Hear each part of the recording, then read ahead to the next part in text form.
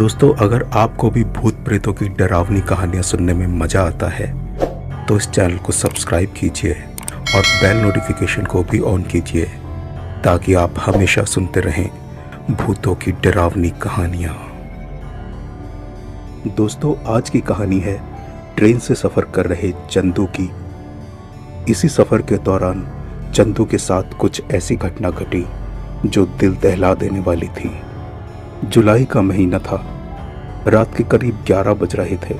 रात के अंधेरे में काले बादलों से आसमान और भी डरावना लग रहा था। इस भयानक और सन्नाटे भरी अंधेरी रात की परवाह न करते हुए राधेनगर एक्सप्रेस अपनी तेज रफ्तार से दौड़ी जा रही थी।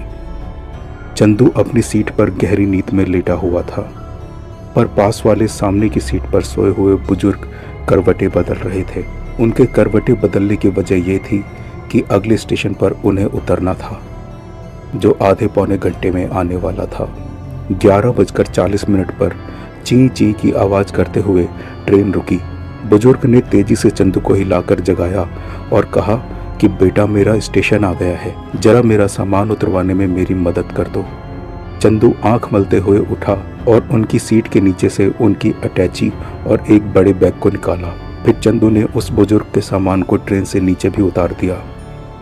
बुजुर्ग ने चंदू को बड़ी अजीब सी नज़रों से देखा और उदास मन से फुसफुसाकर बोला, बेटा, जरा सावधानी बरतना, क्योंकि मेरी सीट श्रापित है। उस बुजुर्ग ने कहा कि अपना स्टेशन आने तक जागते ही रहना, यही तुम्हारे लिए अच्छा होगा, और वैसे भी 3-4 घंटे में तुम्हारा स्टेशन आ ही जाएगा। चंदू कुछ समझ नहीं सका, पर चेहरे पर मुस्कान लाते हुए उस बुजुर्ग को नमस्कार किया और फिर अपनी सीट पर आकर बैठ गया। चंदू उस बुजुर्ग की कही हुई बातों पर अपने मन में विचार करने लगा। अब तो वैसे भी चंदू की नींद गायब हो चुकी थी और बार बार उसके दिमाग में एक ही बात घूम रही थी कि उस बुजुर्ग ने आखिर ऐसा क्यों कहा कि अपना स्टेशन आने तक जागते रहना। खैर, अब ट्रेन ने भी हॉर्न दे दिया था और धीरे धीरे अपनी स्पीड पकड़ना शुरू कर दिया था, और तभी घने बादलों से बड़ी बड़ी बूंदें ट्रेन की छत पर टपक कर उसे भिगोने लगीं। 5 मिनट भी नहीं बीते होंगे कि ट्रेन ने अपनी पूरी स्पीड पकड़ ली थी, और साथ ही साथ बारिश ने भी। बारिश की तेज बूंदें ट्रेन की छत पर पड़कर आवाज़ कर रही थी और उसके साथ चलती हवा की साए साए रात को और डरावना बना रही थी, क्योंकि आसपास की सीटें लगभग खाली हो चुकी थी। उस डिब्बे में उस बुजुर्ग के सिवा और कोई नहीं था, और वो बुजुर्ग भी थोड़ी देर बाद दिमाग पर जोर डालने वाली बात बताकर उतर चुका था। उसने बुजुर्ग के उतरने के समय जलाई हुई बत्तियों को वैसे ही जलने दिया। चंदू अपनी सीट पर ऐसे लेटा कि उसका मुंह उसके सामने की सीट की तरफ रहे, और वो आंखें बंद करके कुछ गुनगुनाने की कोशिश करने लगा। अचानक तेज बिजली कड़की और उसकी चमक से पूरा डिब्बा रोशनी से भर गया। तभी अचानक हड़बड़ाकर चंदू उठा और अपनी सीट पर बैठ गया। उसे ऐसा लगा कि कोई आदमी तेज कदमों से उस डिब्बे में आया हो। वो कुछ समझे उससे पहले ही एक लड़की अटैची लिए धड़ाम से आकर उसके सामने वाली सीट पर बैठ गई। चंदू कुछ समझे, कुछ बोले उससे पहले ही उस लड़की ने अपनी अटैची खोली और उसमें से तौलिया निकालकर अपने सर को पोंछने लगी। चंदू थोड़ा सकपका गया था जब उसे उस बुजुर्ग की याद आई, और साथ ही उसके दिमाग में ये भी बात कौंधने लगी कि अचानक इतनी तेज बारिश में इतनी तेज रफ्तार से दौड़ती ट्रेन में ये लड़की कैसे चढ़ी। ट्रेन तो रुकी नहीं थी, फिर ये लड़की यहाँ कैसे आई। अचानक उसके दिमाग से आवाज़ आई कि हो सकता है पिछले स्टेशन पर दूसरे डिब्बे में चढ़ गई हो और अब यहाँ पहुँची हो।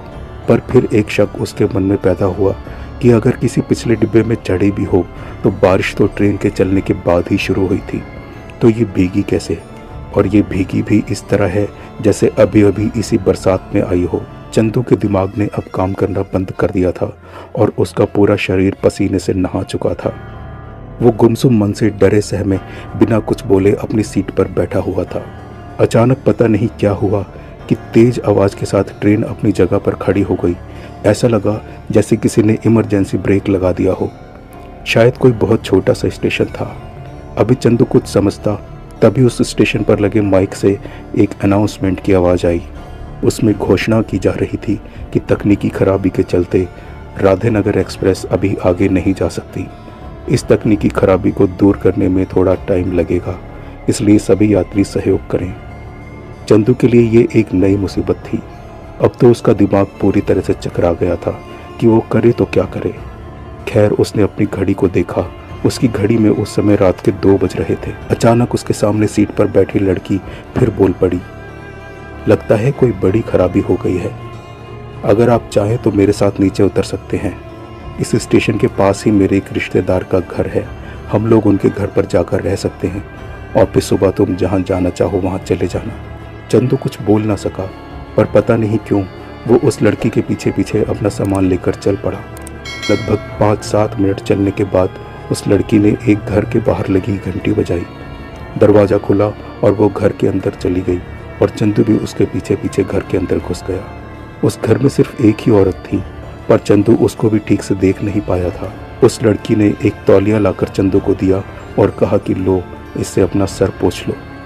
फिर वो लड़की बोली कि तुम आराम करो, मैं चाय बना कर लाती हूँ। अब चंदू कुछ अच्छा महसूस कर रहा था, पर वो डरा हुआ भी था। उसने धीरे से बोला कि चाय रहने दो, पर फिर कहने लगा कि अच्छा ठीक है, बना लो। लगभग 10 मिनट भी नहीं बीते होंगे कि वो लड़की चाय बनाकर उस कमरे में आ गई। उसने मुस्कुराते हुए एक चाय का कप चंदू की तरफ बढ़ा दिया। अभी चंदू ने चाय की प्याली को पूरा खत्म भी नहीं किया था कि उसकी नज़र उस कमरे में लगे एक बड़े से शीशे की तरफ गई। अचानक जब उसकी नज़र उस शीशे पर पड़ी तो उसने देखा कि उस शीशे में एक बहुत ही भयानक सफ़ेद आंखों वाली और डरावने मुंह वाली चुड़ैल दिख रही है। उसके बाल पूरी तरह से बिखरे हुए थे और चेहरा बहुत डरावना था और उसकी आंखें बिल्कुल सफ़ेद रंग की चमक रही थी। चंदू बहुत डर चुका था। उसने हनुमान जी का नाम लेते हुए अपने आप को संभाला और चाय को ख़त्म करके चाय का कप उस लड़की की तरफ बढ़ा दिया। फिर वो धीरे से उठी और दोनों कप को लेकर घर के अंदर चली गई। उसके जाते ही चंदू ने फिर उस शीशे की तरफ देखा, पर इस बार उसे शीशे में कुछ भी नहीं दिखाई दिया। चंदू बहुत घबरा गया था। वो समझ गया था कि वो बुजुर्ग क्या कहना चाहता था। अब उसने बिना देर किए अपनी अटैची से तुलसी की माला निकालकर अपने गले में पहन ली और साथ ही दुर्गा सप्तशती की किताब निकालकर अपने पास रख ली। चाय का कप किचन में रखने के बाद वो लड़की आई तो थोड़ा सहम कर चंदू के पास ना बैठकर थोड़ी दूर ही खड़ी हो गई और बड़ी डरावनी नज़रों से उसको देखने लगी। ऐसा लग रहा था कि वो उसको इशारा कर रही थी कि अपने गले में डली माला को निकालकर फेंक दो। पर चंदू अब पूरी तरह से सजग हो गया था। उसने ऐसा नहीं किया और सिराने रखी दुर्गा सप्तशती को भी हाथ में उठा लिया। दुर्गा सप्तशती को हाथ में उठाते ही वो सुंदर और मासूम दिखने वाली लड़की अचानक एक भयानक चुड़ैल के रूप में बदल गई। वो बिल्कुल वैसे ही दिख रही थी जैसा चंदू ने उस शीशे में देखा था। उसकी आवाज़ बहुत ही डरावनी थी और वो बहुत ही डरावनी हंसी हंस रही थी और चंदू को कह रही थी कि तू अब बचकर नहीं जा सकता, मैं तुझे मार दूंगी। पर अब चंदू भी अपने को मजबूत करते हुए मंत्रों का उच्चारण करते हुए दुर्गा सप्तशती को हाथ में कसकर दबाए हुआ था। अभी चंदू उस घर से निकलकर तेजी से कुछ ही दूर बढ़ा था कि अचानक वो बस्ती पता नहीं कहाँ गायब हो गई। अचानक उसने देखा कि वो तो एक घने जंगल में खड़ा हुआ है। वो बहुत डर गया। उसे समझ नहीं आ रहा था कि बाहर निकलने का रास्ता किस तरफ से है।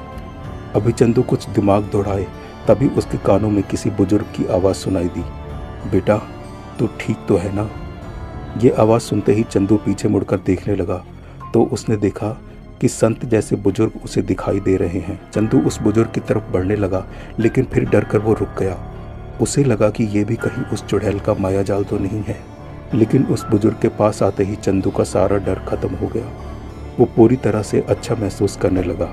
वो बुजुर्ग किसी घटना का जिक्र करते हुए आगे आगे बढ़ रहे थे और उनकी बातों को सुनता हुआ चंदू उनके पीछे पीछे चल रहा था। उस बुजुर्ग ने चंदू को बताया कि वो पास की ही बस्ती में रहता है और वो लड़की उन्हीं की बेटी थी जिसको मरे 5 साल हो चुके हैं। उन्होंने बताया कि एक दिन उनकी बेटी इसी ट्रेन से आ रही थी और उसकी सीट के पास कुछ आवारा लड़के बैठे हुए थे। वो लड़के उसकी बेटी को परेशान कर रहे थे और जब बात ज़्यादा बढ़ गई तो उन लड़कों ने चलती ट्रेन से रात के अंधेरे में उस लड़की को बाहर धक्का दे दिया, जिसकी वजह से इन जंगलों में ही वो लड़की मर गई। इसके बाद से ही उसकी आत्मा यहाँ पर भटकती है और इस ट्रेन में उस सीट पर अगर कोई भी लड़का बैठा हुआ मिलता है तो वो उसे बहला फुसला कर इस जंगल में ले आती है और उसे मार देती है। उस बुजुर्ग ने बताया कि अगले महीने वो गया जाकर एक अनुष्ठान करने वाले हैं ताकि उसकी आत्मा को शांति मिले। उन्होंने बताया कि उन्होंने पहले भी घर पर बहुत अनुष्ठान कराए, लेकिन वो आत्मा कभी शांत नहीं होती। ये सब बातें बताते बताते वो एक सड़क के पास पहुंच गए थे और उन्होंने चंदू को वो रास्ता दिखा दिया कि यहाँ से तुम अपने घर जा सकते हो। इस घटना में चंदू तो किसी वजह से बच गया, लेकिन वो आत्मा अभी भी वहीं पर भटक रही है और लोगों को अपने माया जाल में फंसाकर मार देती है। इसलिए अगर आप उस सीट पर कभी बैठे तो जरा ध्यान से, क्या पता आपकी किस्मत उतनी अच्छी ना हो। दोस्तों, ये थी आज की कहानी। मिलते हैं एक नए वीडियो में एक नई कहानी के साथ। तब तक के लिए